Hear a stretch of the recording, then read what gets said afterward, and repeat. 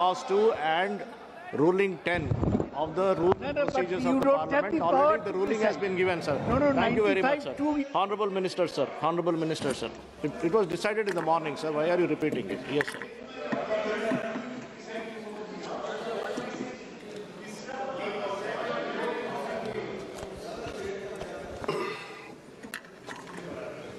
दादा तो हम लोग से काफ़ी उम्र बड़ा है और उसका सेहत का हम लोग हमेशा ख्याल रखता है, इसलिए आपको टोका-टोकी भी हम नहीं करेंगे। सभापति महोदय, आज विपक्ष की ओर से जो प्रस्ताव लाया माननीय अध्यक्ष ओम बिरला जी को पद से हटाने के लिए अविश्वास प्रस्ताव जो लेके आया, पिछले सत्र में इन्होंने दायर किया था और चर्चा के लिए आज यहाँ आपने अनुमति दिया है। उस प्रस्ताव का विरोध में सरकार का और इस सदन का सोच को मैं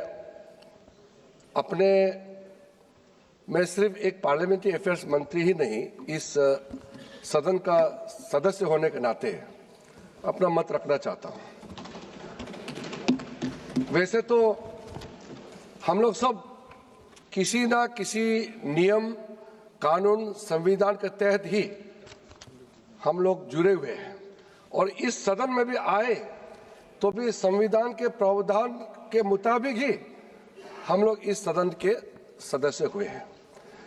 कोई भी सदस्य जब अपने आप को संविधान से बड़ा समझने लग जाएंगे, कोई भी सदस्य अपने आप को बाकी सबसे ज्यादा ज्ञानी है मानने लग जाएंगे, तो उसको मैं आज एक्सपोज करना चाहता हूं, क्योंकि हम लोग सब बराबर हैं और इस सदन में बोलने के लिए भी चेयर से परमिशन चाहिए।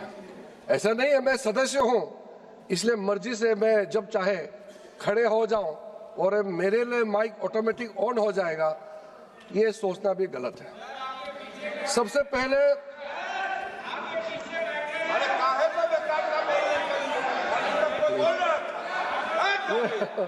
ये इन्होंने रेजुलेशन मूव किया, अपने रेजुलेशन भी नहीं बोल पाए, किसी और के नाम में दिए, अब मैं खड़ा हो रहे। इतना बड़ा मौका था, रेजुलेशन आपके नाम में ड्राफ्ट हुआ, फिर भी नहीं बोल पाए।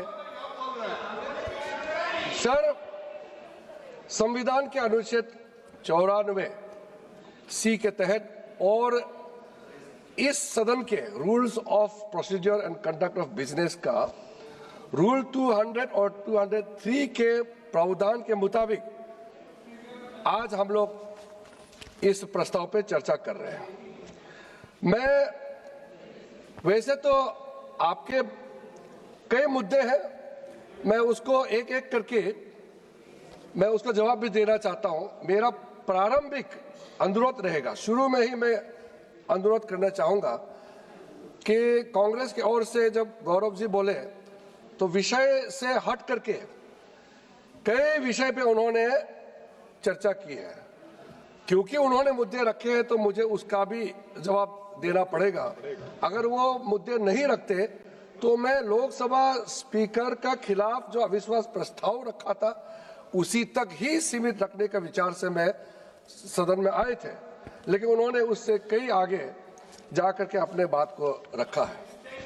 लेकिन शुरू में उन्होंने मेरे ऊपर में एक टिप्पणी कर दिया और गौरव गोगोई उम्र में छोटे हैं, मेरे छोटे भाई समान हैं और अब 3 बार इस सदन का सदस्य हो गए हैं, लेकिन उसका गलती नहीं है क्योंकि ये जब इस सदन में आए थे तब ये विपक्ष में चले गए, तो उन्होंने अपने कांग्रेस पार्टी का पार्लियामेंट्री अफेयर्स का रोल्स परफॉर्मेंस को कभी देखा नहीं है, तो ये इसका गलती नहीं है।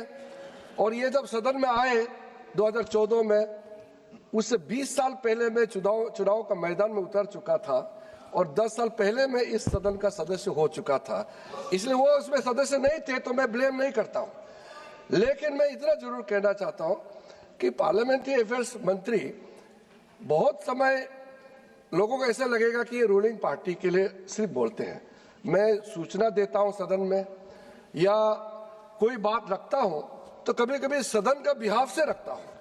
मैं ज्यादातर जो पेपर ले करता हूं बिजनेस एडवाइजरी कमेटी, वो भी पूरे सर्वदलीय पार्टी का बैठक का ही कागज को रखता हूं। मैटर तो अलग अलग मंत्री रखते हैं, तो पार्लियामेंट्री अफेयर्स मंत्री सिर्फ रूलिंग पार्टी का नहीं होते हैं, वो सबका बिहाफ में होते हैं। फिर भी उन्होंने कहा कि इतिहास में सबसे ज्यादा बोलने वाला पार्लियामेंट्री अफेयर्स मंत्री है बोलता है। इसलिए एक बार रिकॉर्ड जाके देख लो, कांग्रेस पार्टी का 60 साल का इतिहास, और हमारे भी कई हमारे बड़े नेता जो आज इस दुनिया में नहीं है, पार्लियामेंट्री अफेयर्स मंत्री रहे हैं, प्रमोद महाजन जी, सुषमा स्वराज जी, वेंकैया जी हमारे उपराष्ट्रपति भी रहे हैं, मदन लाल खुराना जी। इसलिए पार्लियामेंट्री अफेयर्स मंत्री के ऊपर में टिप्पणी करने से पहले आपका अपना कांग्रेस के जमाने का भी आप लोग को थोड़ा सा ध्यान रखना चाहिए। सभापति महोदय, जो हमको जो अथॉरिटी दिया है आज ये मुद्दे लेकर के आने के लिए, उसमें थोड़ा सा हम बिंदु में जाना चाहते हैं। संविधान 118 में स्पीकर को क्या अथॉरिटी दिया गया है?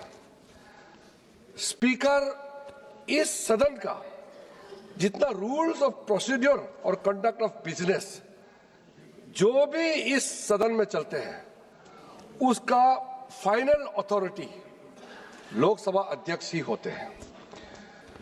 इसका अब लीगल कॉन्टेक्स्ट में देखा जाएगा, आर्टिकल 122 अनुच्छेद 122 भारत के संविधान में देखा जाएगा तो स्पीकर का कोई भी निर्णय को किसी भी अदालत में भी चैलेंज नहीं कर सकता है।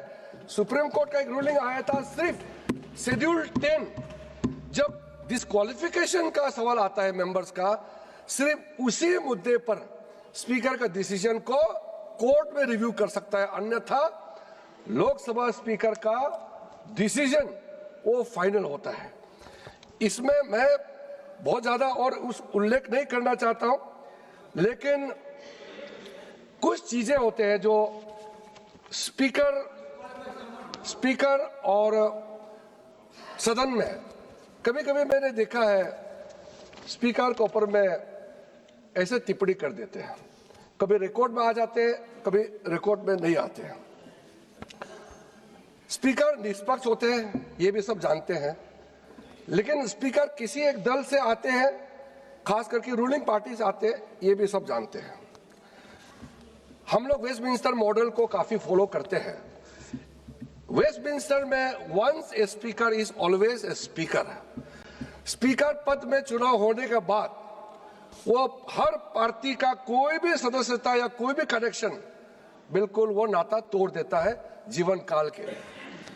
हमारे यहाँ में संविधान निर्माताओं ने सोचा कि भारत का जो हमारा व्यवस्था है थोड़ा सा हटके होना चाहिए।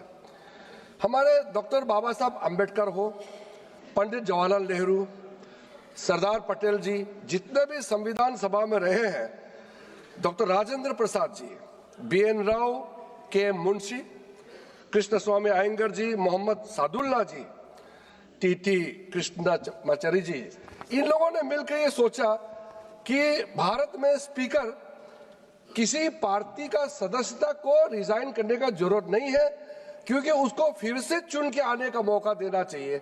और जब स्पीकर चुनाव में जाता है तो किसी ना किसी पार्टी से तो उसको लड़ना होता है। इसलिए उस समय निर्णय किया गया है कि भारत में लोकसभा का स्पीकर जो होगा वो चुनने के बाद भी किसी पार्टी का सदस्यता से वो औपचारिक खत्म नहीं कर सकता है और चुनाव में वो पार्टी का टिकट लेकर के फिर से लड़ सकता है। ये एक बेसिक अंतर है।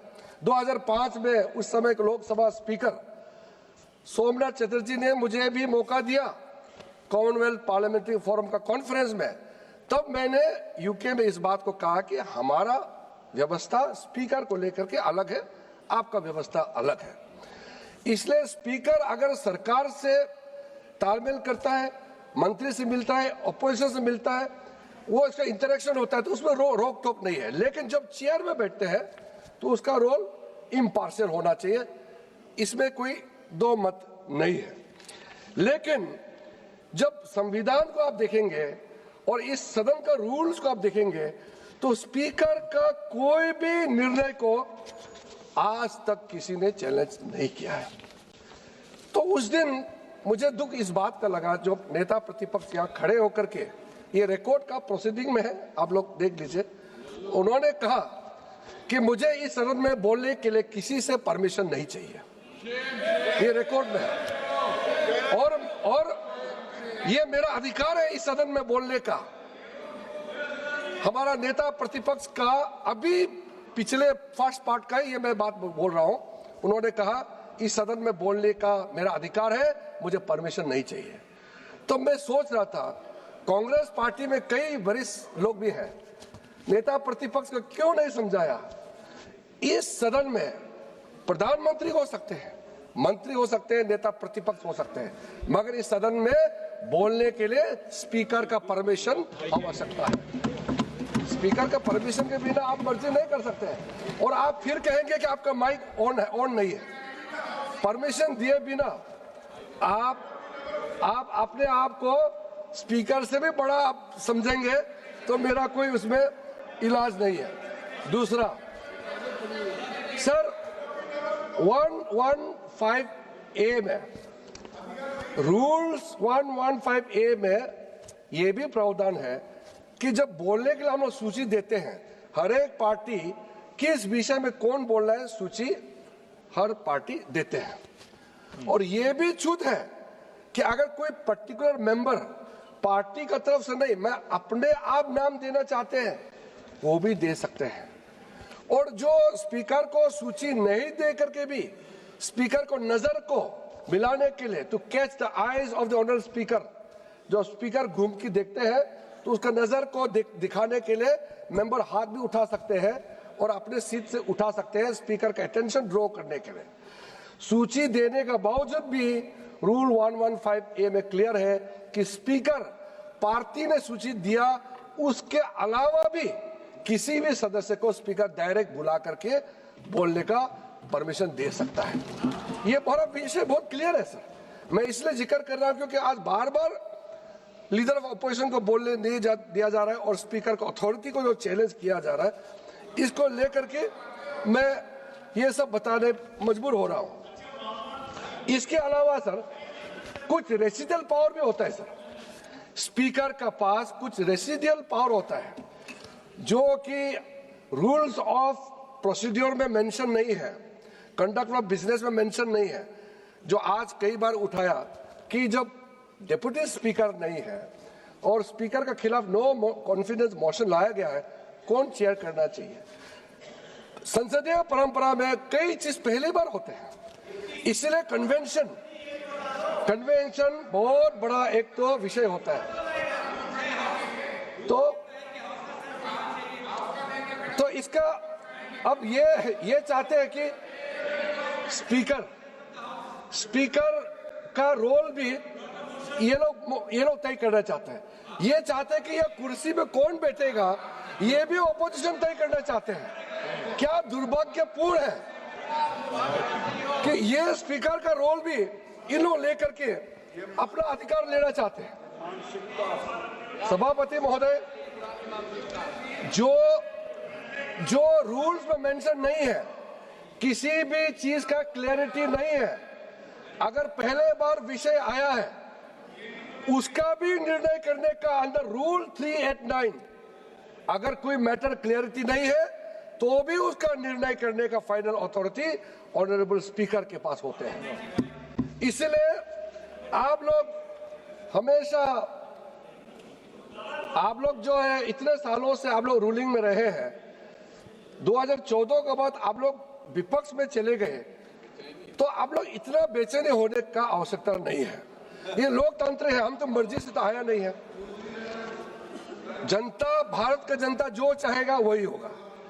इसलिए इतना फ्रस्ट्रेशन और इतना कानून का डिसरिगार्ड, सदन का डिसरिगार्ड करना, ये मैं मानता हूं कि ये सबके लिए सही नहीं है। हम लोग 2000 ये हमारे साथी लोग भी बैठे हैं, मुझे आज भी बता रहे थे कि पुराने सदन में हम बोलते बोलते कुछ चीज में अफजल गुरु को फांसी देना है नारा लगा करके हम लोग गलती से बीच में पहुंच गए ये वेल ऑफ द हाउस में। हमारा नेता प्रतिपक्ष लाल कृष्ण आडवाणी जी ने इतना डांटा, हम लोगों को इतना डांटा कि 2004 का नवंबर महीने में हम लोग जब यहाँ अदालत पहुंचा तो भी इतना डांटा, मुझे भी पुकार के कहा तुम नए सांसद हो, उस तरफ जाना नहीं बिल्कुल, वो ट्रेजरी बेंच का जगह है, आधा से इधर ही रहो, नहीं तो अपना जगह से प्रोटेस्ट करो। आज तो सदन आते ही लोग पूरा प्रधानमंत्री जी का आगे आ हम लोग ने, हमारा एनडीए भारतीय जनता पार्टी के सदस्यों ने कागज फाड़ के कभी भी स्पीकर कुर्सी को हम लोग ने नहीं फेंका है। आप पूरा इतिहास देख लो, हमारा पार्टी कभी भी सेक्रेटरी जनरल का टेबल में चढ़ करके हम लोग ने कभी नाचा नहीं है। हम लोग ने कभी भी ऐसा नहीं किया जो इस सदन को शर्मसार करे। कभी नहीं। आप इतिहास देखिए, रिकॉर्ड है, लोकसभा का रिकॉर्ड है, 1951 के बाद पूरा रिकॉर्ड देख लीजिए, कभी किसी एनडीए के भारतीय जनता पार्टी के किसी सदस्य ने कागज फाड़ के चेयर के मुंह में फेंका है? आप बताइए, आप लोगों ने क्या क्या नहीं किया। मैं आपका हरकतें अगर गिन के बताने लग जाएंगे आप खुद को अच्छा नहीं लगेगा। इसलिए आज 40 साल बाद लोकसभा स्पीकर के खिलाफ अविश्वास प्रस्ताव आपने लाया है। आज के इस चर्चा में आने से पहले अगर थोड़ा सा आप हमारे बात आप मानते ही नहीं है, पंडित जवाहरलाल नेहरू जी ने क्या कहा था उस समय सदन में, या उस समय के प्रधानमंत्री राजीव गांधी जी ने क्या कहा था, थोड़ा पढ़ के आते तो भी आप में ज्यादा विनम्रता आते। आपने बिल्कुल परवाह नहीं किया, अपने ही पुराने बड़े नेताओं का वक्ता जो रहे हैं उसको पढ़ने का भी आपने कभी कष्ट नहीं किया है। जब 1987 में बलराम जाखड़ जी को अविश्वास प्रस्ताव के माध्यम से नोटिस सर्व किया, उस समय का एक ही लाइन में स्वर्गीय राजीव गांधी जी का मैं पढ़ के बोलना चाहता हूं। राजीव गांधी जी का ये मैं कोट कर रहा हूं, इस सभा की महान परंपरा रही है कि हम अध्यक्ष की सदस्यता पर अंगुली नहीं उठा सकते, चाहे हम उनसे सहमत हो अथवा असहमत। वे जो करते हैं भले ही वो किसी को पसंद ना आए, परंतु यदि हम उनके विश्वास एवं संसदीय लोकतंत्र के प्रति उनके वचनबद्धता पर उंगली उठाते हैं तो हम सब अपनी संस्था का आधार ही नष्ट कर देते हैं। ये स्वर्गीय राजीव गांधी जी का स्पीच का हिस्सा है। आज यहाँ यही किया जा रहा है, यही किया जा रहा है। राजीव गांधी जी ने कहा और मैं भी कह रहा हूं, यही आप लोग आज यहाँ किया जा रहा है।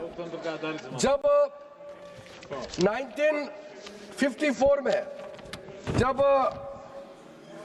जीवी मावलंकर जी का खिलाफ में अविश्वास प्रस्ताव लाया गया, उस समय पंडित जवाहरलाल नेहरू का जो ओपनिंग रिमार्क्स है मैं उसको पढ़ना चाहता हूं।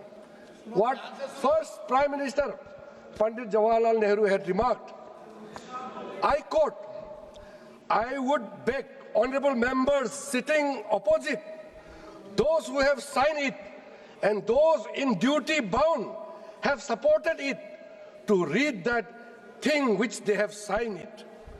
It is a vicious thing they have signed. I doubt whether the persons have read it before they have signed it.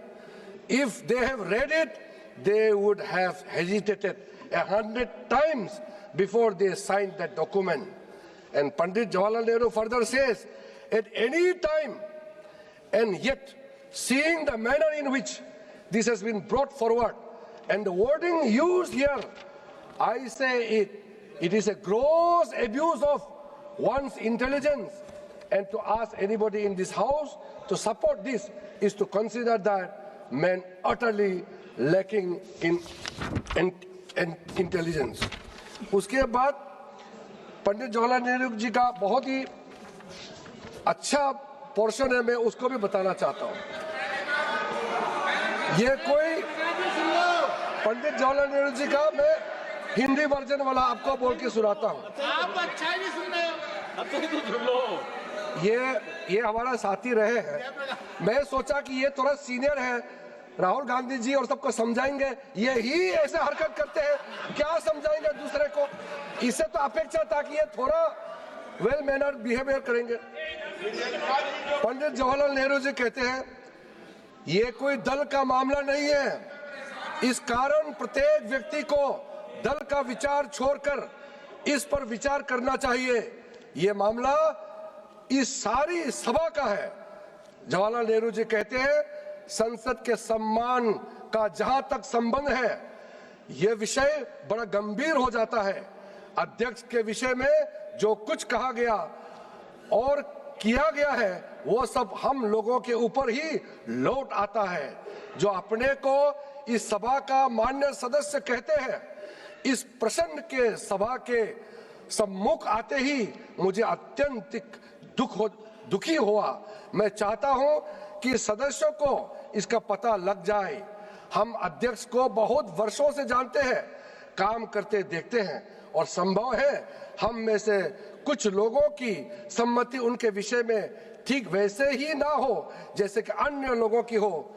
हुआ यो है कि हम में से कुछ लोगों ने, चाहे वे विरोधी दल के हो अथवा इस दल के, उनके निर्णय अथवा विनिश्चय को पसंद नहीं किया है। उनके विनिश्चय को से सम्मत ना होना एक चीज है और जो कुछ हो चुका है उस पर नाराज भी हुआ जा सकता है, ऐसे चीज हो जाया करती है। किंतु ऐसे व्यक्ति के सद्भाव को चुनौती देना एक दूसरी चीज है। हम उनके सद्भाव को चुनौती देकर अपने देशवासियों और संसार के सम्मुख अपने आप को धोखा देते हैं कि हम तुच्छ व्यक्ति है और यही चीज बड़ी गंभीर है। ये नेहरू जी ने कहा और आगे कहता है इसका निर्णय तो हमारे हाथ में है, क्योंकि हम दुनिया को और अपने देश को ये बता रहे हैं कि हम तुच्छ और जगरालू व्यक्ति हैं और इसके परिणाम पर ध्यान दिए बगैर ओछेपन में अपने को फंसाना चाहते हैं। आप सोचिए पंडित जवाहरलाल नेहरू जी ने कितना गंभीरता से इस बात को उस समय रखा था। कम से कम आप लोग उसको पढ़ के आते। आप उनका बातों का स्मरण नहीं कर रहे हो, स्मरण करिए, बताइए आप। सभापति महोदय, आज दुख इस बात का है कि इस रेजुलेशन पे जब हम लोग चर्चा कर रहे हैं तो प्रिसाइड करने के लिए ओम बिरला जी कुर्सी में नहीं बैठे हैं। मुझे मालूम है कई सदस्य ऐसे हैं, चाहे कांग्रेस के भी हो चाहे बीच में बैठने वाला हो, कहीं ना कहीं मन से दुखी है। और मैं तो छोटे राजनीति नहीं करना चाहता हूं, लेकिन कम से कम 50 से ज्यादा सांसद विपक्ष दल के लोग मुझसे मिले हैं और कहा है कि हम ओम बिरला जी के खिलाफ अविश्वास प्रस्ताव में हम सहमत नहीं है, लेकिन हम राजनीति से मजबूर हैं। कांग्रेस ने जो जिद पकड़ा है हम लोग मजबूरी से कर रहे हैं। मैं किसी का नाम लेकर के मैं यहाँ किसी के राजनीति में कोई छवि को खराब करने के लिए मैं बिल्कुल प्रयास नहीं करूंगा, लेकिन जो सच्चाई है मैं गवाह हूं और आप लोग भी एक दूसरे को बातचीत करके आपको भी पता लग जाएगा कि ये अविश्वास प्रस्ताव ओम बिरला जी का खिलाफ में ला करके आप लोगों ने कितना गलत काम किया है। जो आज चेयर से टिप्पणी की गई है कि इनका नोटिस ही डिफॉल्ट था, इनका नोटिस ही डिफॉल्ट था, फिर भी स्पीकर साहब ने खुद सारा करेक्शन करने दिया, इनके 3 मेंबर को बुलाया और उसको साइन करने दिया। आप सोचिए उस महान व्यक्ति का खुद का खिलाफ अविश्वास प्रस्ताव ला रहे हैं और खुद करेक्शन करवा रहे हैं कि आपका गलत है। आपने सही नहीं किया है, नंबर ठीक नहीं है। सारा करेक्शन भी ओम बिरला जी ने सिखा कि सारा नोटिस को भी ठीक ठाक शुद्धिकरण करवा के आज हम लोग चर्चा कर रहे हैं, क्योंकि टेक्निकल ग्राउंड में क्यों इसको रिजेक्ट करना है। अगर अब बात निकल गई तो चल चर्चा करते हैं, बात तो क्लियर हो ही जाएगा जब सदन में हम लोग एक दूसरे का बात सुनेंगे। सभापति महोदय, जब हम लोग ओम बिरला जी के बारे में इस सदन में चर्चा कर रहे हैं, मैं बहुत भारी मन से कह रहा हूं। मैं भी कई स्पीकर हमने देखे हैं, सब स्पीकर अपने अपने तरीके से बहुत अच्छा काम करते हैं, सबका अपना इतिहास है, सबका योगदान है। जब स्पीकर के बारे में बात करते हैं तो हमको बहुत सोच समझ करके बोलना चाहिए, और जो वाक्य बाकी लोग तो अभी बोलेंगे ही। आज माननीय उपनेता गौरव जी ने जो बोला, मुझे लगता है कि वो भी रात को जाकर के सोचेंगे मैंने ऐसा शब्दों का प्रयोग क्यों किया है। क्योंकि सर, आप मुझे एक उदाहरण बताइए, जब से भारत आजादी हुए हैं एक लोकसभा स्पीकर का नाम मुझे बताइए जो सरकार के खिलाफ बयान देते हो और सदन में सरकार के बिजनेस के खिलाफ काम करते हैं, और विपक्ष जो रेजुलेशन आता है उसको समर्थन करते हैं। आप एक लोकसभा स्पीकर का नाम बताइए। व्यवस्था बनाया हुआ है, स्पीकर संचालन करते हैं, सेंस ऑफ द हाउस मिलकर हम लोग यहाँ में तय करते हैं। मैं आपका बिहाफ में बिजनेस रखता हूं, लेकिन स्पीकर सबका है। तो आप स्पीकर को सरकार का स्पीकर बोलना, सरकार के माध्यम से स्पीकर का नॉमिनेशन जरूर हुए हैं, लेकिन आप कहते हैं कि स्पीकर सरकारी भाषा बोलते हैं। आप इस तरह का जब इल्जाम लगाते हैं स्पीकर के बारे में, आप सोच के देखना चाहिए। हमारा तो कितना स्पीकर हुए हैं जिसको हमने समर्थन करके जो इलेक्टेड हुए हैं, ज्यादातर स्पीकर आपके ही पार्टी से रहे हैं। हमने आज तक, जब 2008 में कैश फॉर वोट का जब हंगामा हुआ था, उस समय सीपीएम से बिलोंग करते थे पार्टी सोमनाथ चटर्जी, लेकिन सर्वसम्मति से उनका चुनाव हुआ। जब इतना हंगामा हुआ लोकसभा में और वो सरकार के खिलाफ अविश्वास प्रस्ताव, सरकार का पास 19 एमपी शॉट थे, वो 21 ज्यादा प्राप्त करके जब जीते तो पैसा दे करके एमपी को खरीदने का जब मामला आया, सारा टेलीविजन में कैप्चर हुए। हम 3 बजे उस टेलीविजन का टेलीकास्ट के लिए रुक रहे थे अडवाणी जी के कमरे में, लेकिन बताया गया वो मैनेज हो गया है और लाइव टेलीकास्ट नहीं कर रहा है। सारा एमपी को करोड़ों पैसा जितना दिया, सबका लाइव कैप्चर था उस पत्रकार के हाथ में।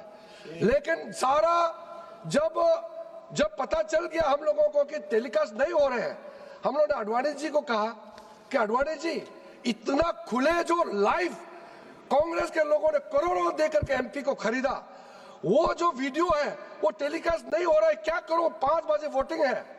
अडवाणी जी ने फ्रस्ट्रेशन में कहा अब कोई चारा नहीं है, अरुण जेटली जी को कहा आप फोन करो उसको। वो फोन स्विच ऑफ है, गायब है, हम लोगों को मालूम है कहाँ था। लेकिन बाद में अडवाणी जी ने कहा जो पैसे दिए हैं, रिसीव किए हैं, जिसका वीडियोग्राफी हुए थे, कुछ पैसे लेकर के संसद का पटल में रख दो। तो हम लोगों ने वो पैसे को लेकर के यहाँ पे डाला, और बाद में जिन्होंने पैसा दिया, जिन्होंने गड़बड़ किया, वो हीरो हो गए। जो विजल ब्लोअर है सबको जेल डाल दिया, हमारा 3 एमपी को जेल डाला।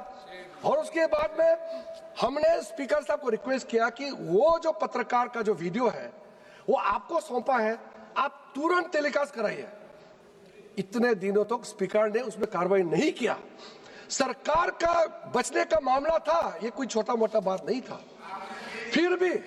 फिर भी हम लोगों ने स्पीकर के खिलाफ अविश्वास प्रस्ताव नहीं लाया। उस समय हमने पूरा अपोजिशन पार्टी जाके स्पीकर को रिक्वेस्ट किया कि सर, जो वीडियो टेप दिया है उसको सिर्फ प्ले करना है, देश दुनिया देखना चाहिए संसद में कैसे खरीदारी हुए हैं। तो वो जब उसको डिस्प्ले नहीं किया गया, प्ले नहीं किया, तब भी हम लोग ने स्पीकर के खिलाफ अविश्वास प्रस्ताव हम लोगों ने नहीं लिया है। और 40 साल बाद आप लोग आज ये काम लेकर के आए हैं। और बिरला जी का समय में आज आप लोग को मालूम होगा कि पुराना रिकॉर्ड को देखिए और नए रिकॉर्ड को देखिए। जो रिफॉर्म्स माननीय ओम बिरला जी के समय में हुआ है, कोई उसको नहीं नकार सकता है। आज मैटर जो 0 आवर में जितने रेस हुए हैं, इतने सालों का रिकॉर्ड हमने देखा है। हाईएस्ट 0 आवर में मैटर ओम बिरला जी के समय में सदस्यों को मौका दिया गया है। रूल 377 आज तक इतिहास में सबसे ज्यादा रूल 377 ओम बिरला जी के समय में सदस्यों को मौका दिया गया है। मैटर्स अंदर पब्लिक इंटरेस्ट का अर्जेंट मैटर्स कोई भी रेज करना है, चाहे स्पेशल मेंशन हो, हाईएस्ट नंबर ओम बिरला जी ने इस सदन के सदस्यों को मौका दिया गया है। बाकी जितना आप लोगों का जो संसद के अंदर के बाहर में भी आपने देखा होगा, पार्लियामेंट को पूरा डिजिटल बनाने में, पेपरलेस फंक्शनिंग करने में, ई नोटिस, ई बुलेटिन, ई रिपोर्ट, ई ऑफिस, ये पार्लियामेंट को पेपरलेस बनाया पूरा ओम बिरला जी का अध्यक्षता में। मेंबर्स का पोर्टल बनाया गया। उस समय हम लोग भाषण देने के बाद 2 दिन लगता था मेरा भाषण का कॉपी टेलीविजन से निकालने के लिए। अभी हर सदस्य भाषण देता है, तुरंत आपको सोशल मीडिया के लिए आपका कॉन्स्टिट्यूएंसी में आप बता सकते हैं कि मैंने ये बात उठाया है, वीडियो आपको अवेलेबल कर देते हैं। हर मेंबर को अपना सुविधा, हर मेंबर को काम करने के लिए जो मदद ओम बिरला जी ने किया है, आज आप लोग अविश्वास प्रस्ताव जरूर लाया है, लेकिन इतिहास गवाह है, हर मेंबर ओम बिरला जी को हमेशा हमेशा धन्यवाद देते रहेगा, मेंबर लोगों के लिए जो ओम बिरला जी ने काम किया है। आप लोगों ने आज जो ऐसा स्पीकर के खिलाफ में जो आपने अपना राजनीतिक रोटी सेकने के लिए जो काम किया है, मैं बहुत दुखी मन से कहता हूं। आज हमारा जो पहले बार चुन के आए एमपी हो या महिला सांसद हो, आप बताइए, मैं रिकॉर्ड में बोल रहा हूं, सभापति महोदय, जब ओम बिरला जी सबको मौका देते हैं, चाहे वो नए एमपी हो, पुराने हो, महिला सांसद हो, आप पुराना रिकॉर्ड को कंपेयर कीजिए और अभी का रिकॉर्ड को कंपेयर कीजिए। मैं कहता हूं, मैं प्राउडली कहता हूं, हम उस लोकसभा का सदस्य है जिसका अध्यक्ष ओम बिरला जी है। हम लोग फख्र से कह सकते हैं। और आपने उसके खिलाफ अविश्वास प्रस्ताव लाया है। भारत का नाम को विश्व भर में बढ़ाने के लिए पार्लियामेंट्री डेमोक्रेसी में भारत को रोल को ओम बिरला जी ने समय समय में देश के बाहर भी ले गए हैं और डेमोक्रेटिक डिप्लोमेसी, पार्लियामेंट्री डेमोक्रेसी को ओम बिरला जी ने मजबूत से खड़ा किया है। और अभी पहली बार इसमें कोई मेंबर्स ऑफ पार्लियामेंट बचे नहीं है, 64 कंट्रीज का फ्रेंडशिप ग्रुप पूरा लोकसभा राज्यसभा का ओम बिरला जी का अध्यक्षता में, माननीय प्रधानमंत्री नरेंद्र मोदी जी का डायरेक्शन में, हम लोग सबका सहमति से पूरा अपोजिशन पार्टी एमपीज का डिमांड में ये 64 पार्लियामेंट्री कमेटी फ्रेंडशिप ग्रुप बनाया है। इसको आप धन्यवाद नहीं देंगे? आप बोलते समय कम से कम इतना तो मान रखते हैं कि भले ही किसी का दबाव में आपने मोशन लाया हो, इंसान को किसी के प्रति में इतना घृणा नहीं होना चाहिए कि अच्छा काम को भी आप धन्यवाद देने भूल जाएं। बिल्कुल ऐसा नहीं होना चाहिए। सभापति महोदय, आप लोग आपने निजी टिप्पणी भी की है। 17 लोकसभा 97% प्रोडक्टिविटी, 18 लोकसभा 93.33% प्रोडक्टिविटी। आपने आज आप मेरे बाद में जो बोलने वाले हैं वो भी इस बात को ध्यान रखें। सप्लीमेंट्री क्वेश्चन, यही 18 लोकसभा का मैं बात कर रहा हूं। आपका कितना संख्या है, हमारा कितना संख्या है, सबको मालूम है। एनडीए पार्टी को total supplementary question speaker Om Birla जी का नेतृत्व में टोटल दिया है अभी तक 321 सप्लीमेंट्री क्वेश्चन सरकार के एमपीज को दिए हैं, 321। और अपोजिशन पार्टी को ओम बिरला जी के नेतृत्व में अपोजिशन पार्टी को टोटल सप्लीमेंट्री क्वेश्चन का अवसर दिया है 364। ये पक्षपात है? हमारा संख्या ज्यादा है, सवाल पूछने के लिए ज्यादा आपको मौका देते हैं और आप कहते हैं स्पीकर पक्षपात करते हैं। ये क्या तरीका है? आप तभी आदत खराब हुई है, तभी आदत खराब। 18वीं लोकसभा में 18 लोकसभा, जिस लोकसभा का हम लोग सदस्य हैं, जिस लोग Sir, I will give you a chance. Let him complete his speech. I'll give you a chance. I will listen to you. I will listen to you, sir. Let him complete. Yes, sir. Honorable Minister. Yes, sir.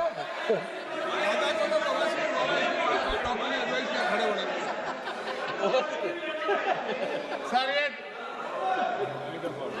कोई time को 2A. Sir, 203, except with the permission of the speaker or the person presiding, a speech on the resolution shall not exceed 15 minutes in duration. Sir, he has already spoken for half an hour. How are you allowing? This is 203. And you look into Kaul and Shakdar that unless the speaker gives express permission, nobody can speak more than 15 minutes. Okay, sir. And you are allowing him Sir, thank you. half an hour Thank to you for speak. enlightening me, sir. Sir, Please. stop him. Sir, Honorable, ये actually Honorable Minister may continue to speak. मैं तो sir मैं तो क्या करें, मुझे दया आ रहा है, इतना सीनियर एमपी है, ये इसको मालूम होना चाहिए 1954 में ऑपोजिशन पार्टी ने पूरा दिन का डिमांड किया था डिस्कशन के लिए, जब जीवी मावलंकर जी के खिलाफ में रेजोल्यूशन लाया था और पंडित जवाहरलाल नेहरू ने 1.5 आवर एलोकेट किया। बहुत तीखी बहस हुई कि कितना समय चर्चा के लिए देना चाहिए, तो फाइनली एग्री हुआ कि 2.5 आवर्स डिस्कस होना चाहिए। उसी 2.5 आवर्स में मंत्री का 15 मिनट है। आज हम लोग 2 दिन का चर्चा कर रहे हैं, 2 दिन का, हम लोग 2.5 घंटे नहीं है। ये सरकार भागने वाला नहीं है। वो 2.5 आवर्स का डिस्कशन का आप एग्जाम्पल लेकर के 2 दिन का डिबेट को कंपेयर करता है। इतना सीनियर होकर के भी इतना मालूम नहीं इनको। सर टोटल सर 18 लोकसभा का मैं बात कर रहा हूं सभापति महोदय।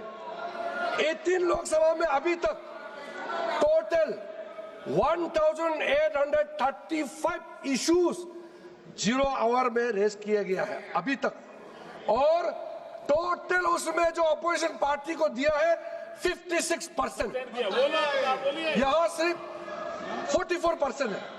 अब इल्जाम लगाते हो स्पीकर के ऊपर में। सर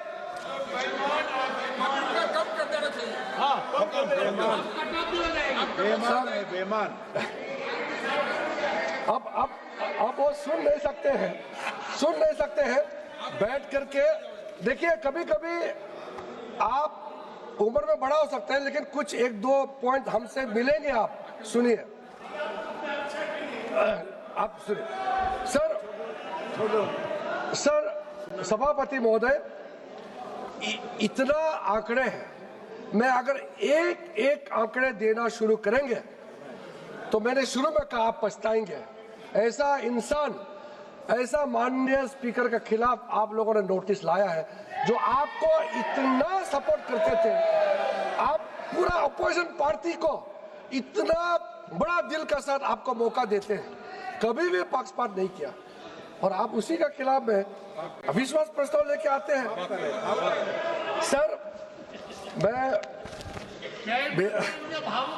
सर वो दुखी है तो दुखी है, मगर क्या करेंगे, मजबूरी है। मीणा जी भी दुखी है, सर मीणा जी दुखी है।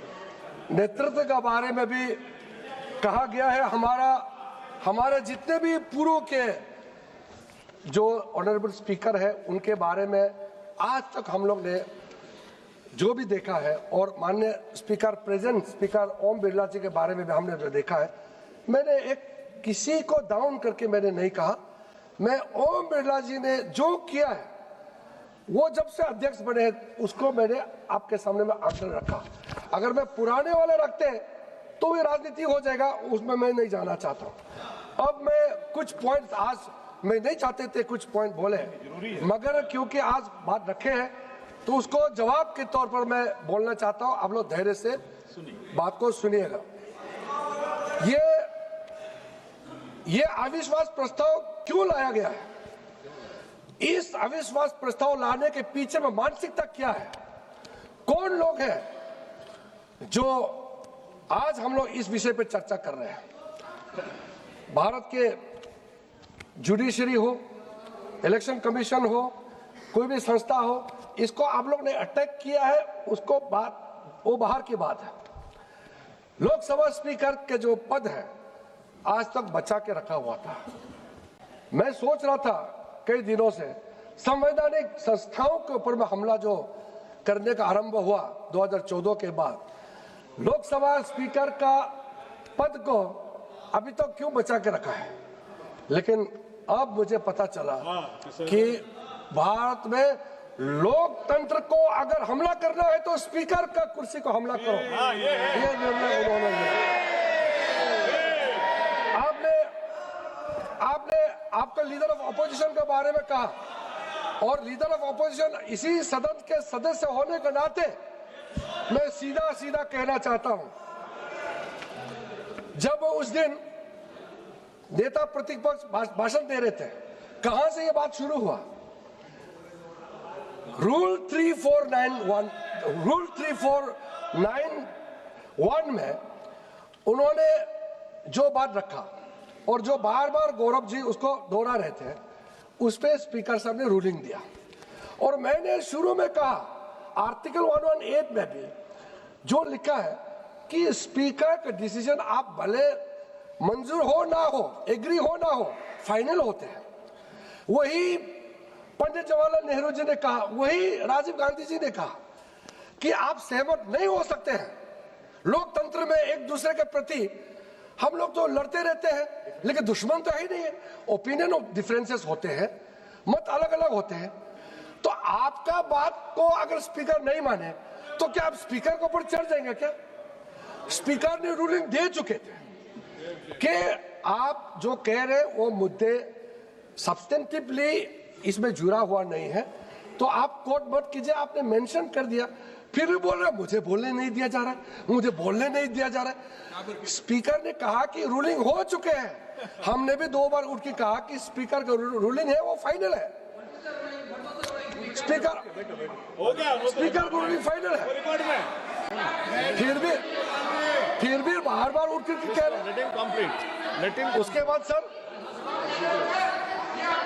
उसके बाद इन लोगों ने पहला आरोप लगाया,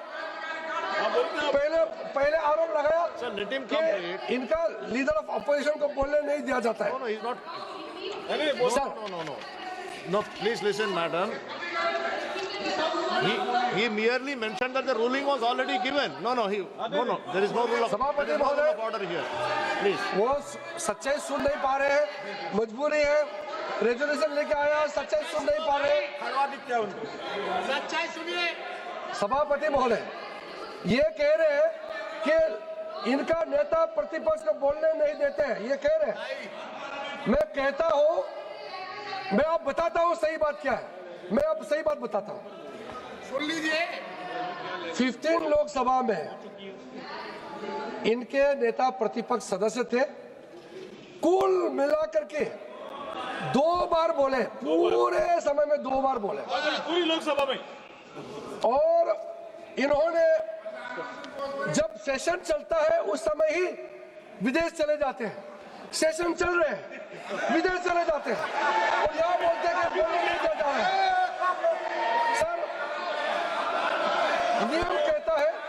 नियम कहता है जब कोई भी मेंबर अपना भाषण रखते हैं, डिबेट में इंटरवेंशन करता है, उसके बाद जो उसको नेक्स्ट बोलते हैं उसका सुनना होता है।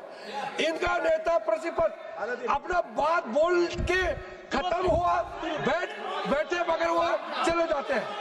किसी का सुनता नहीं है और बोलता कि बोलने नहीं दिया जाता है। सर, मैंने बार कहा है, That is his point of observation. He is making his point. सच्चाई है तो करवा लग रहा है। ये लोग सुन नहीं पा रहे, मैं क्या करूं? वेणुगोपाल जी आप अगर बैठिएगा। वो ये वेणुगोपाल मुद्दे जी, नहीं please sit उठाते down. तो मुझे No, बोलने that की is आवश्यकता point नहीं of होती। observation. That is Sir. his point of observation. Let him make his observation. No, please. मैं उसका गंभीरता को बताता हूँ। अब आप बोलिएगा सर।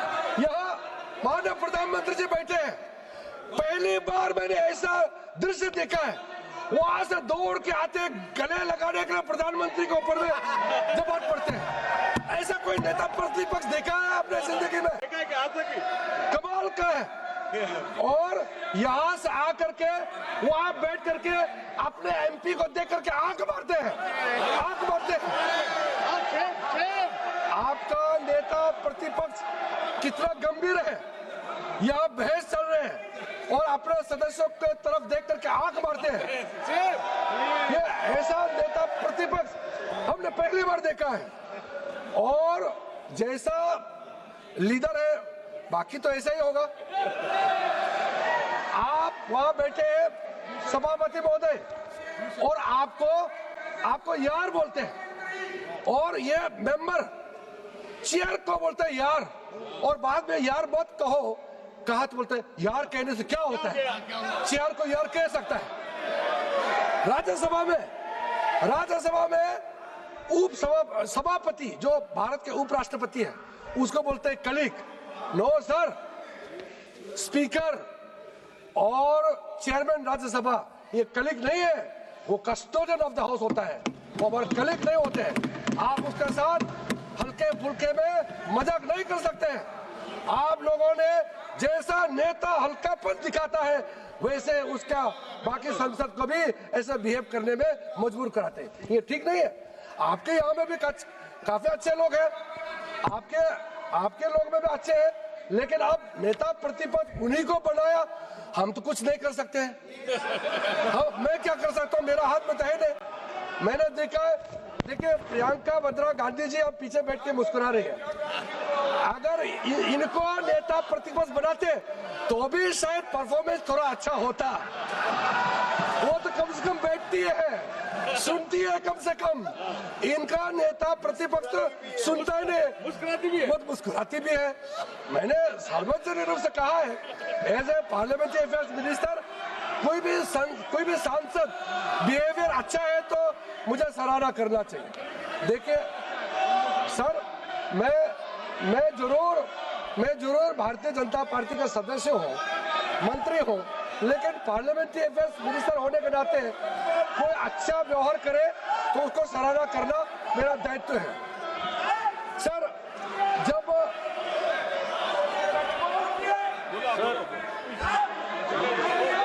आप बैठिएगा, नाम लिए हैं, मैं मौका दूंगा उनको बोलने के। आप बैठिएगा, नाम लिए हैं आप, बाद में मौका मिलेगा, आपको मौका मिल, मैं मौका दूंगा। सर मैडम आपका नाम लिए हैं, मैं आपको मौका दूंगा। अरे मैंने तारीफ किया है। आप बैठिएगा प्लीज। तारीफ करना भी गुनाह है क्या? मैं तो तारीफ किया है। अरे कांग्रेस वालों को क्या हो गया है, अच्छा बात बोलने से भी दुखी और कठोर बात बोलने से भी वैसे ही दुखी है। देखिए कुछ बातें ऐसे होते हैं, आप सुन लिया करो, क्योंकि मैं सच्चाई से बाहर जाकर नहीं बोल रहा हूँ। मैं दिल से बोलता हूँ, मगर सच्चाई बात बोलता हूँ। कोई अगर बहुत बिगड़ जाए, उसको सुधरने का क्या तरीका है? जो बच्चे बहुत बिगड़ जाते हैं वो माँ बाप ही समझाएंगे ना। अब यहाँ स्पीकर जो हमारा माँ बाप है इस सदन में, या कोई इंडिसिप्लिन एमपी बार बार रूल तोड़ता है तो स्पीकर थोड़ा डांट लगाता है तो भी उसका इतना नाराज होकर के इशू बनाते हैं। स्पीकर का जो निर्णय होता है सर्वसम्मति से हम लोग उसको मानना होता है। लेकिन सर इसके अलावा, क्योंकि मैंने जैसे भी कहा कि हमारा तो संस्कृति क्या है, हमारा नेता परिवार, हमारा बाप दादाओं ने जो कहा है वही हम सीखेंगे। हमारा जो सीनियर लीडर्स ने जो सिखाया है हम उससे इधर उधर कभी भी नहीं हटेंगे। और जो हमने आपको कहा है कि 2014 के बाद आप शुरू में तो कहा कि बीजेपी फासिस्ट है, ये क्या है, इसलिए इलेक्शन जीत गया होगा। 2019 के बाद फिर हार गए। वो चौकीदार चोर क्या पब्लिक ने आपको पनिशमेंट दिया, तो ये फिर ये सोचने लगा अब क्या करें। कई मुद्दे हैं, लेकिन मैं अंत में इसमें आ रहा हूं। तब इन्होंने सोचा कि जब चुनाव जीत नहीं सकते हैं, लोगों का भरोसा प्राप्त नहीं कर सकते हैं, तो अब प्रक्रिया, संविधान, सिस्टम, हमारे लोकतंत्र को ही हमला करना है। ये निर्णय करके आज लोकसभा स्पीकर के खिलाफ इन लोगों ने अविश्वास प्रस्ताव लाया। इन्होंने किसको छोड़ा है? आर्मी। मैं जिस प्रदेश से आता हूं, ये उनके नेता प्रतिपक्ष सार्वजनिक रूप से कहते हैं कि इंडियन आर्मी लोग को चाइनीज लोगों ने ठीक से पिटाई कर दिया है अरुणाचल प्रदेश में। कोई देश का गंभीर नेता ऐसे बात कर सकते हैं? सरकार ज्यादातर आपने चलाया है, कभी ऐसा वक्त कोई और दे सकते हैं क्या? मैं तो, मेरा कल्पना से परे है, कैसे बोल सकते हैं आप? और बाहर जाकर के अमेरिका में, जर्मनी में जाके बोलते हैं भारत में लोकतंत्र खतरे में है, आप लोग इंटरवीन करो, बाहर का देश के लोग भारत में आओ और भारत को ठीक करो। हमारा लोकतंत्र को बचाने के लिए क्या विदेशी ताकत चाहिए क्या हमको? क्या बात करते हैं? सोचिए, आपका नेता का कारनामा मैं आपको सुना रहा हूं। ऐसा हो सकता है क्या? हमने कल्पना भी नहीं किया।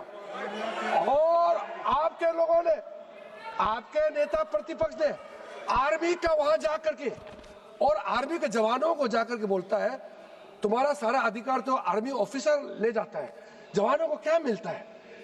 सर, कितना खतरनाक बात है। किसी भी फोर्स का, किसी भी देश, किसी भी संगठन का नेतृत्व होता है, नेतृत्व कमांडिंग होना पड़ता है। और हमारा सेनाओं में जो कमांडिंग ऑफिसर होता है, उसका जो शब्द होता है सर्वमान्य, सारा उसका पूरा फोर्स बांटते हैं और जाके वो फौजियों को बोलते हैं तुम्हारा कमांडर एंजॉय करते हैं और तुम लोग मरे हुए हैं। सेनाओं में फूट डालने के लिए इसका नेता प्रतिपक्ष ऐसे बात करते हैं। सर, 2017 में जब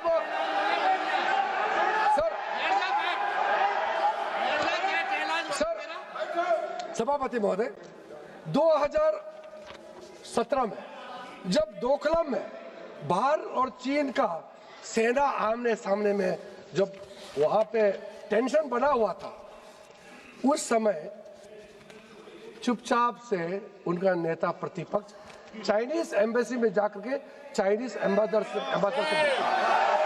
और ये गुप्त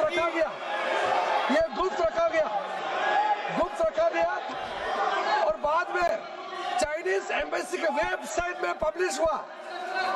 तब जाकर के उन्होंने कहा हम तो जानकारी प्राप्त करने के लिए गए थे चाइनीज एम्बेसी से, इंफॉर्मेशन, यानी कि वो हमारा आर्मी, हमारा सरकार को भरोसा नहीं है, चाइनीज एम्बेसी से इंफॉर्मेशन लेना है इनको, वहां से जानकारी लेना है इनको।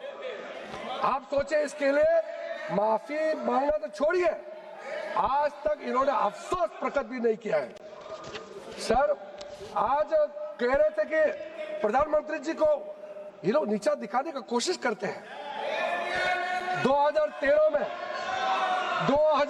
में सर, सभापति महोदय, 2013 में यूपीए सरकार के समय में उनके रक्षा मंत्री ने इसी सदन में खड़ा करके रिकॉर्ड में कहा है कि पूरा भारत चाइना का जो बॉर्डर एरिया है वहां रास्ता इसलिए नहीं बनाया, ये इंडियन गवर्नमेंट का डिसीजन है, नहीं बनाना है, अगर बनाएगा तो चाइनीज आर्मी आ जाएगा और सारा बॉर्डर एरिया को अंडर डेवलप रखना है। ये इनका डिफेंस मिनिस्टर का ऑफिशियल स्टेटमेंट है इस सदन का। पी चिदम्बरम, इनके जमाने में गृह मंत्री भी थे, वित्त मंत्री भी थे।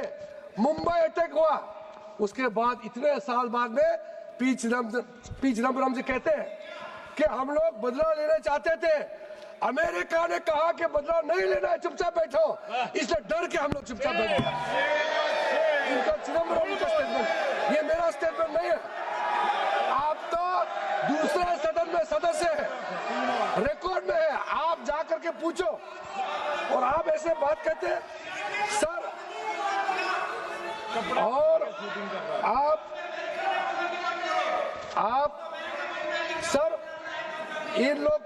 ये सुन नहीं सकते हैं, ये सुन नहीं सकते। मैं तथ्य से बाहर नहीं बोल रहा हूं सर, मैं जो आज कह रहा हूं मैं रिकॉर्ड पे कह रहा हूं। एक भी सदन का रिकॉर्ड या बाहर का रिकॉर्ड से बाहर मैं एक शब्द नहीं कह रहा हूं। और ये लोग बच नहीं सकते हैं, ये लोग बच नहीं सकते हैं। और इनका नेता ने कहा हम पूरा इंडियन स्टेट का खिलाफ लड़ाई लड़ रहे हैं। सोचिए, इनका नेता प्रतिपक्ष कहते हैं कि हम इंडियन स्टेट का खिलाफ लड़ाई लड़ रहे हैं। इंडियन स्टेट क्या होता है? कौन है इंडियन स्टेट? आप, हम, ये मातृभूमि भारत, ये इंडियन स्टेट है। इसका खिलाफ आपका नेता प्रतिपक्ष लड़ने की बात करता है। ऐसा नेता प्रतिपक्ष हमने कभी भी कल्पना नहीं किया।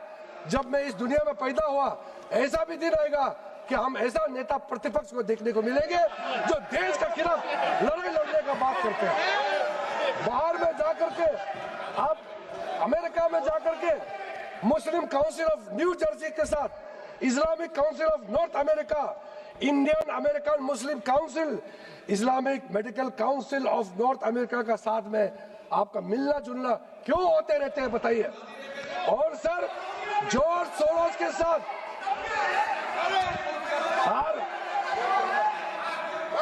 सर सभापति महोदय सुनिए, आप सुनिए। सऊदी अरब तो हम भी गए हैं। हमने सऊदी अरब इसलिए गए कि हमारा हिंदुस्तानी मुसलमानों का हज यात्रा अच्छा हो, ये हम बात करने के लिए सऊदी अरब गए। हम लोग वहां किसी भारत विरोधी लोगों से गुपचुप मिलने के लिए हम लोग नहीं जाते हैं। हम लोग बहुत साफ है। मैं उस पार्टी से आता हूं जो राष्ट्रवाद को अपना जिंदगी का मूल हिस्सा बना के चलते हैं। हम लोग ये कर नहीं सकते हैं। आप हमारा नेता को ऊपर में उंगली उठाते हैं। मैं कहना चाहता हूं हमारे प्रधानमंत्री नरेंद्र मोदी जी के ऊपर आप कीचड़ उछालने का कोशिश करते हैं। मैं कहना चाहता हूं हमारे नेता को आप कभी भी आप गिरा नहीं सकते हैं। हमारा नेता को आप कभी गिरा नहीं सकते हैं, क्योंकि नरेंद्र मोदी जी का सोच, नरेंद्र मोदी जी का इस देश के प्रति समर्पण उतना पवित्र है जितना कमल फूल पवित्र है। आप दाग नहीं लगा सकते हैं। ये लोग 14 से दाग लगाने के लिए कोशिश करते हैं। जो मोदी जी के नेतृत्व में जो हासिल किया है उसको ऊपर में सवाल उठा करके आप कमजोरी दिखाना चाहते हैं। देश के लोग आपको कमजोर बना देंगे। नरेंद्र मोदी जी को कमजोर कोई नहीं कर सकता है। इस देश में, दुनिया में सबने देखा है हमारा नेता कितना बड़ा दिल के साथ, कितने सोच विचार दूरदृष्टि के साथ देश का काम बहुत अच्छी तरीके से संचालन कर रहे हैं। मैं सर अंत में, मुझे तो बार बार वो सुन के ये लोग परेशान हो गए, सुन नहीं पा रहे, झेल नहीं पा रहे। तो मैं 2 लाइन कहना चाहता हूँ। कहना तो उनको चाहिए था, ये जो मैं कह रहा हूँ, जो मैं पढ़ रहा हूँ, वो उनको कहना चाहिए था जो कांग्रेस वाले हैं। लेकिन मैं उनके बिहाफ में, उनके नेतृत्व के लिए मैं ही कह देता हूँ। कह दो सर, मुश्तर खैराबादी का ये लाइन है। मुश्तर खैराबादी का ये बहुत प्रसिद्ध लाइन है, जो मुगल का आखिरी रूलर, मुगल का जो लास्ट रूलर है बहादुर शाह जफर के बारे में, उस संदर्भ में कहा गया है, ना किसी की आंख का नूर है, ना किसी के दिल का करार है, जो किसी के काम ना आ सके मैं वो एक मुश्त गुबार हूँ। ना तो मैं किसी का हबीब हूँ, ना तो मैं किसी का रकीब हूँ। जो बिगड़ गया वो नसीब हूँ, जो उजड़ गया वो दयार हूँ। ये आपका नेता का प्रति मैं ये कह करके आपको बहुत बहुत धन्यवाद सभापति महोदय। माननीय सदस्यगण, रूल 202A के तहत जो भी चर्चा है अभी रेजोल्यूशन के सीमित ही रखिएगा। और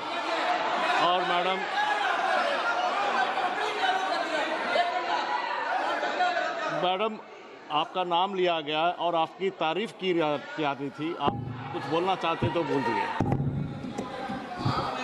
सर, इन्होंने अध्यक्ष महोदय, धन्यवाद, आपने मुझे बोलने का मौका दिया। आपकी तारीफ कर रहे थे हाँ, ठीक है, ठीक है। तारीफ करते करते ये भी कह दिया कि मैं इनकी बातों पर हंस रही थी। तो मैं कहना चाहती थी, स्पष्ट करना चाहती थी कि मैं क्यों हंस रही थी। सर, आज मुझे हंसी इसलिए आई क्योंकि जिनकी आलोचना ये दिन रात करते हैं नेहरू जी की, आज उन्होंने नेहरू जी का कोट अपने पक्ष में कोट दे दिया। आज नेहरू जी का अचानक आदर करने लग गए। अचानक ये कह दिया कि सबसे बड़े लोकतंत्र को सबसे मजबूत करने वाले नेहरू जी ही हैं, जिन्होंने ऐसा भाषण दिया था सदन में। सर, आज हंसी मुझे इसलिए आई क्योंकि एक ही व्यक्ति है इस देश में जो इन 12 सालों में इनके सामने झुका नहीं है। वो नेता प्रतिपक्ष, और वो नेता प्रतिपक्ष क्योंकि इस सदन में खड़े होके सच बोल देते हैं, बेझिझक बोल देते हैं। धन्यवाद मैडम, धन्यवाद। आप अपनी बात रखिए। इनसे सर सर तारीफ की I gave her the opportunity. I gave her the opportunity. Yes. वो सच्चाई जो है, जो वो बोलते हैं, इनसे पचती ही नहीं है, इन्हें पचती नहीं है। धन्यवाद मैडम। माननीय श्री राजीव राय, धन्यवाद।